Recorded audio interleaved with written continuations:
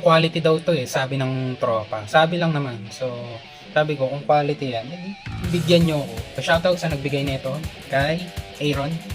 Yan, binigyan tayo ng intercom. Ang brand nito is EJ EAS o ewan ko kung EJAS tawag dito o EJAS o basta, ayan, EJ EAS. Ayan, intercom siya sa mga nagmumotor dyan para hindi kayo magsigawan ng angkas mo, kaya makakonect ka, makausap mo yung mga kasama mo habang nagra-ride kayo. So, ito yung itsura niya. Ayan.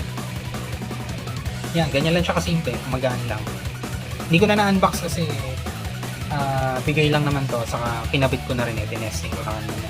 So, ayan, na-adjust yan. Antayin na yan dito. Ayan.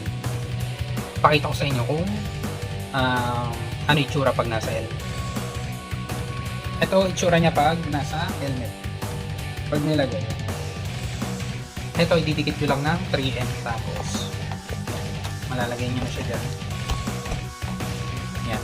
Tapos may speaker saka mic sa loob. Yan. So, ayun. Pwede ka rin mag-music kung wala ka namang kausap or kung mag-isa ka lang.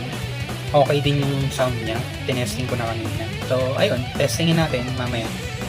Magkikita-kita kami. Tapos testingin namin itong intercom. So, ayun. Salita. So, pag pares na parang ready for pair, yung isa doon magsi-server. So, kunyari ikaw sir, ikaw na lang. Itap mo siya ng one time. Okay. Try natin. Hello, hindi mo ako sir. Hindi. Hello. Yan. Yun guys, nakakabit na yung intercom.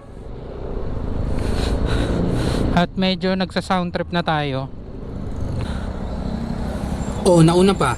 Sabi ako mauuna eh. Sige, ikaw na mauna. Umo-overtake pa talaga. Umo-overtake pa. Kakasabi ko lang ako una eh. Oh, ngayon naman ang bagal mo.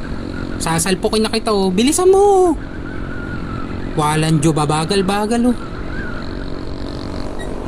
Asan ka na? Sobrang layo mo na. Bahala ka sa buhay mo. Mag-ride ka mag-isa mo.